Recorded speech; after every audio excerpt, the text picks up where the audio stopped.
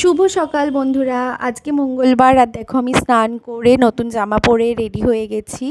আর এখন আমি বাড়ির থেকে জাস্ট বেরোলাম, বেরিয়েই দেখছি আকাশটা কত সুন্দর লাগছে, কি সুন্দর আবহাওয়া।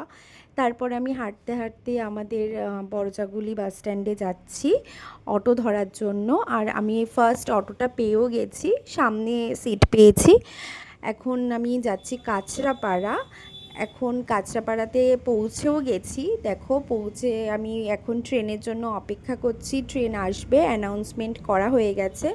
তারপরে আমি ট্রেনে করে চলে আসার পর নৈহাটি নেমেছি, নামার পর আমি ভ্যানে করে যাচ্ছি বড়মার মন্দিরের সামনে। দেখো ডালা নিয়ে নিয়েছি, এই ডালাটা 101 টাকা নিয়েছে। এই ডালার মধ্যে সমস্ত কিছু রয়েছে। তারপর আমি 1 ঘন্টা লাইনে দাঁড়িয়েছিলাম, কারণ মন্দির তখনও খোলেনি যখন আমি পৌঁছেছি।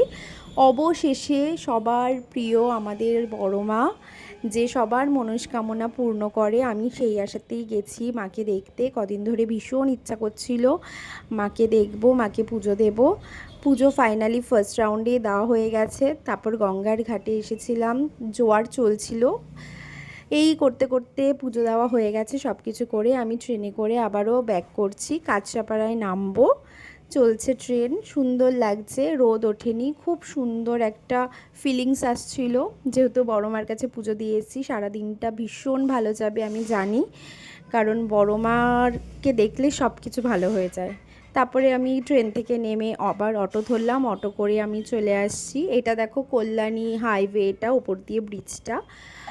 আমি সিগনালে দাঁড়িয়েছিলাম, দেন ওটা ক্রস করে আমি অটো করে আসছি। এবার নামবো একদম বাড়ির সামনে। আর তো সব সময় ভালোই লাগে অটোর সাইডে বসতে, সাইডে বসে আমি চলে আসছিলাম। তারপরে আকাশটা খুব সুন্দর হয়ে গেল হঠাৎ করে,